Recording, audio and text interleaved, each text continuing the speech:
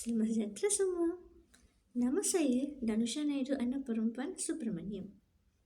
Hari ini saya akan menyampaikan resensi buku yang bertajuk Rusa yang Bongkak. Buku cerita ini mengisahkan seekor rusa yang sangat bangga dengan rupa dan tandurnya.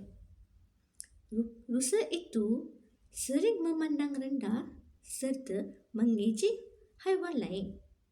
Namun, pada suatu hari, sikap bongkarnya membawa pada apabila tandurnya tersangkut pada dahan pokok ketika melarikan diri daripada bahaya. Akhirnya, rusa itu sedar bahawa sikap sombong tidak akan membawa kebaikan dan dia juga belajar menjadi lebih rendah hati. Pengajaran yang kita dapat dari cerita ini ialah jangan bersikap sombong atau bongkak. Terima kasih.